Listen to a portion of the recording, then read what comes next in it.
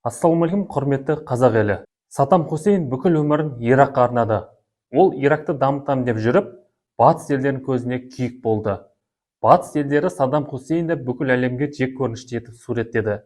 Шынымен де Саддам Хусейн сондай нашар адам ба? Дегенмен Саддам Хусейн Назарбаевтың қателігін жасап, дарға асу жазасына кесілді. Назарбаев та осы қателікке бой алдырып, халықтың алдында абыройын жоғалтқан еді. Сонда көптеген президенттер жіберетін бұл қандай қателік? Біз бүгінгі видеода осыған кеңінен тоқталамыз. Саддам Хусейн Иракты 35 жыл басқарды. Бірер жыл бұрын Тоқаев Қазақстанға ешқандай ядролық қару қажет емес, Қазақстан экономикасын бейбіт жолмен дамытып абыройға кенелет дегенде Путин былай айтты. Обладание ядерным оружием – это не есть гарантия безопасности. Саддам Хусейн тоже так думал. Иракта ядролық қару болмады. Сондықтан да одан ешкім қорықпады. Хусейн билікке келгенде Ирактың жағдайы қиын еді. Кезінде бүкіл әлемнің орталығы болған Бағдат қаласы ұзақ жыл Ұлыбританияның отары болып, Ирак халқы құлдықта өмір сүрді. Ағылшындар Иракты тек шикізат көзі ретінде пайдаланды. Және Иракта арабтар мен күрдтер саны көп болды. Батыс елдері арабтар мен күрдтерді бір-біріне айдап салып, біріктірмеудің амалын жасады. Ирак халқын соңынан ерте алатын мықты көшбасшыға мұқтаж болды. Осы олқылықты Саддам Хусейн жойды. Ол жүрек жұтқан жанкешті болғандықтан ештеңеден қорықпай алыптарға қарсы шығып, таласып тартысып жүріп 79 жылы президент болып, ресми түрде таққа отырды. Осы кезден бастап Ирактың жағдайы жақсара бастады. Хусейн ең бірінші елдегі бүкіл мұнайды мемлекетке қайтарып алды. Бұрын мұнайдан түскен ақшаның барлығын дерлік шетелдіктер алса, енді ақша Ирактың бюджетіне түсетін болды. Бұл ақшаға Хусейн жаңа жұмыс орындарын ашып, халықты жұмыспен қамтыды. Елдің әскери қуатын арттырды. Және ол мына мәселелерге басты назар аударды. Жалпы халықтың денсаулығын нығайту, жеке меншікті дамыту және ауылдарды модернизациялау, кәсіпкерлерді ынталандыру, әртүрлі оқу орындарын, ауруханалар, техникалық кәсіпорындарды көптеп салу күн тәртібінде тұрды. Нәтижесінде Ирак таяу шығыстағы озық мемлекеттер қатарына қосылды. Ирак бұрынғыдай әлсіз емес, өз-өзін қорғай алатын мемлекетке айналды. Мысалы, қазір таяу шығыста Даиш секілді түрлі радикалды қылмыстық топтар көп. Олар жихадты сылтау етіп талай адамды өлтіріп, қанын судай шашып жатыр. Хусейн кезінде сондай радикалды топтарды басып жаншып, таяу шығыстағы бейбітшілікті сақтап отырған еді. Дегенмен Хусейн қатыгездеу басшы болғанын мойындау керек. Ол қарсыластарының бәрін түрмеге қамап, әбден азаптаған. Сол кезде ғана жұрттың бәрі одан қатты қорқып аяқ тартады. Осы қарқынмен диктаторға айналды. Путин келеншіктен үлкен сарай салған Хусейн де сарай салуға құмартты. Алайда Хусейн өзіне қастандық ойластырылуы мүмкін деген күдікпен бір орында екі рет түнемеген екен. Өйткені оның жауы көп еді.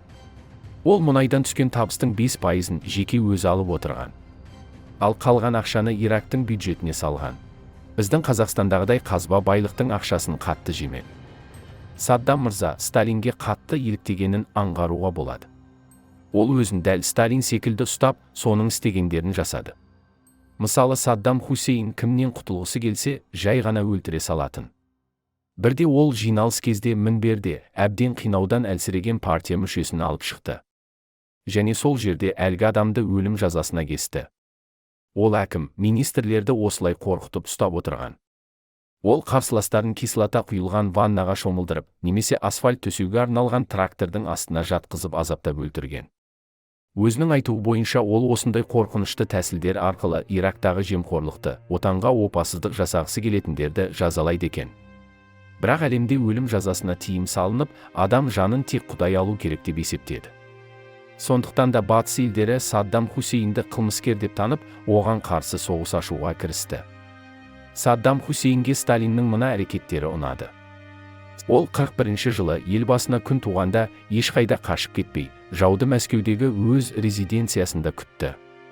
Нәтижесінде Совет одағы 2-ші дүниежүзілік соғыста Германияны жеңіске жетіп, ақшпен тайталаса алатын державаға айналды. Отанға жаны ашымайтындардың барлығын лагерге айдап азаптады. Бірақ өкінішке қарай, олардың арасында Жапон тыңшысы деген жаламен біздің алаш ардақтылары да кетіп, өлімге душар болды. Саддам Хусейн де кейбір жерде ешқандай жазығы жоқ адамдарды да абақтыға қамап жатты. Саддам Хусейннің үлкен кемшілігі, ол өзін ұлы президент санағандықтан, ол елдегі көптеген мектеп, көше, университет, әуежайларға өзінің есімін бергізді. Және бірнеше қалада өзінің ескерткішін тұрғызды. Дәл осындай әрекеттерді Назарбаев та жасаған еді. Назарбаев биліктен кеткен кезде парламент депутаттары Астана қаласының атын Нұрсұлтан деп өзгертті. Назарбаев атындағы мектеп пен университет ашты. Әуежайға да елбасының есімін берді. Бүкіл қалада Назарбаевтың атында көшелер болды. Облыстарда Назарбаевқа арнап ескерткіш тұрғызып, мыңдаған кітаптар жазылды, кинолар түсірілді. Көшедегі баннерлерде елбасының күлімдеп тұрған суреті ілініп тұрды. Саддам Хусейн де осындай дертпен ауырды. Мысалы, ол халық көп жүретін жерде Алла тағала және біздің президент Саддам Хусейн әрқашан бірге деп жазғызып қойды.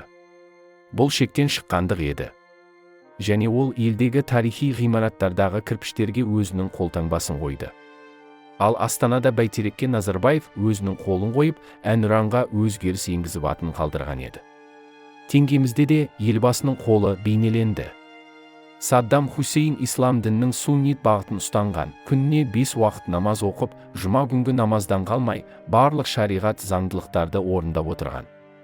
Ол қажылыққа барып келген соң, елде Құран кітабын өзінің қанымен жазуға тапсырма береді. Яғни ол өзін әулие деңгейіндегі ұлы тұлға сезінген. Халқы оны көрген кезде бас иіп амандасып қолын сүйуге таласқан. Бұны батыс елдері қатаң сынап, жеке басқа табыну деп қабылдады. Және оның өмірбаяны мектепте оқытылып, оның өмірбаяны бойынша емтихан тапсырды. Оның бұл әрекеті Түркменстанның президенттері Сапармұрат Ниязов пен Гурбангулы Бердімұхамедовке ұқсайды. Олар да өздері рухнама секілді кітаптар жазып, мектеп бағдарламасына енгізді. Түркменстан президентінің сөзін жиналыста әкімдер блокнотқа жазып алып отырды. Өйткені Гурбангулы мырзаның әрбір сөзі алтынға тең деп есептелді. Назарбаев өзін елбасы десе, Гурбангулы өзін аркадак деп есептеді. Ал Хусейн өзін ұлттың әкесі деп таныстырды. Газет-журналдағы барлық мақала Саддам Хусейннің сөзімен басталып, соның сөзімен аяқталды. Бұрын Назарбаевтың жолдауымен басталған сияқты. Бірақ Саддам Хусейн қанша жерден жауыз болғанымен, ол Иракты қатты дамытты. Ол таяу шығыста Сауд Арабиясынан да бай тұрып, Иранмен теңесті. Иран бұрынғы Парсы империясының тікелей мұрагері еді. Бастапқы кезде Ирак пен Иран тату тәтті тұрды. Егер қос мемлекет саяси серіктестік орнатса, оларға басқа да араб Парсы елдері де қосылып, таяу шығыстағы өз-өзін қорғай алатын алып державалық одаққа айналуы әбден мүмкін еді. Батыс елдері осыдан қатты қорықты. Сондықтан да батыс елдері Ирак пен Иранды араздастыру үшін түрлі арандатулар жасады. Іздегенге сұраған дегендей, қос ел басшылары Хусейн мен Хамейнидің арасында жеке басының араздықтары бар болып шығады. Екі қошқардың басы бір қазанда сыймайды демекші, қос басшының араздығы, идеологиялық қайшылық, жер дауы Иран-Ирак соғысының өртін тұтатты. Екі ел итжығыс болды. Ақыры 90-шы жылы Ирак пен Иран ымыраға келді. Дегенмен бұл соғыс Иракты әбден жүнжітіп жіберген еді. Тіпті олар алақандай Кувейтке $20 миллион қарыз болып қалады. Қарызды қайтарудан бас тартқанымен қоймай, Саддам Хусейн Парсы шығанағындағы Кувейттің мұнай қоры Иракқа тиесілі деп айды аспанға бірақ шығарады. Сөйтіп 90-шы жылы 2 тамызда Ирак әскері Кувейтке басып кіріп, елді толықтай жаулап алады. Ирактың экспансиясына жауап ретінде НАТО елдері 35 елден тұратын әскери коалиция құрады. Сосын олар Иракты әуеден атқылап, 500 мыңнан астам сарбазына күйрете соққы береді. Жеңілген Ирак әскері Кувейтті босатуға мәжбүр болады. Осылайша Ирактың НАТОға мүлде шамасы келмейтіні белгілі болды. Өйткені НАТОда заманауи қару-жарақ болды. Ал Ирак бастаған таяу шығыс елдерінің қару-жарағы соғысуға қабілетсіз болып шықты. Қазір әлемде НАТОға қарсы тек Ресей әскері ғана тойтарыс бере алады.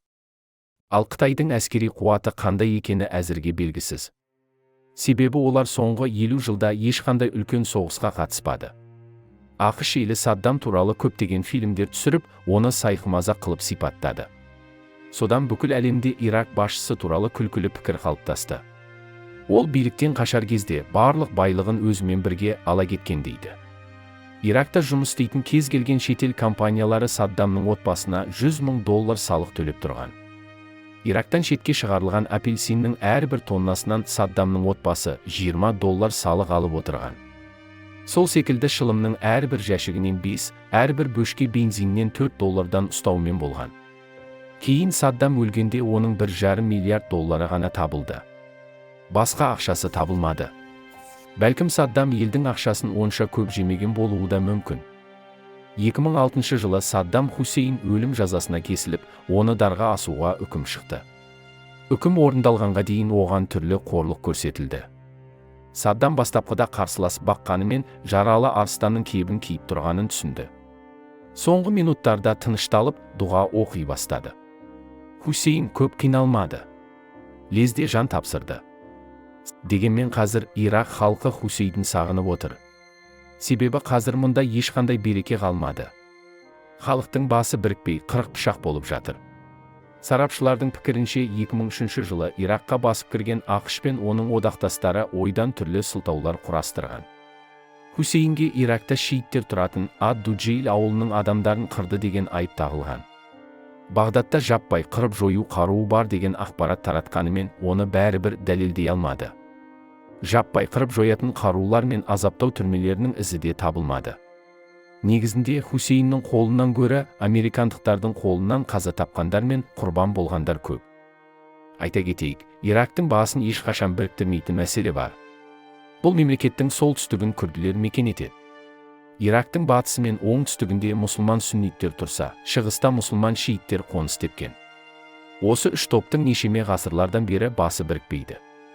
Қазір Ирак үшке бөлініп алып, әрқайсысы көрпені өз жағына тартып жатыр. Соның кесірінен қаншама адамның қаны төгіліп, қылмыстар жасалуда. Бұл мәселені ақш шеше алмады. Олар Иракта 8 жыл жүрсе де, елде қан төгіс тоқтамады.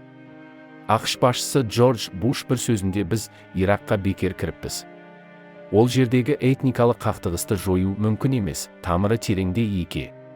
Осы мәселені ың-шыңсыз шешкен Хусейнді бекер тақтан тайдырдық дегендей пікір айтқан дейді. Расында да Хусейн Ирактағы бүкіл мәселені шешіп, елді ынтымақта ұстап отырған еді. Енді ол кеткен соң мұнда береке де кетіп, исламдық қылмыстық топтар пайда болып, жазықсыз халықты өлтіріп жатыр. Қазақстаннан да талай жас отбасылар жихад деп Сирия, Ирак жаққа кетіп қалды.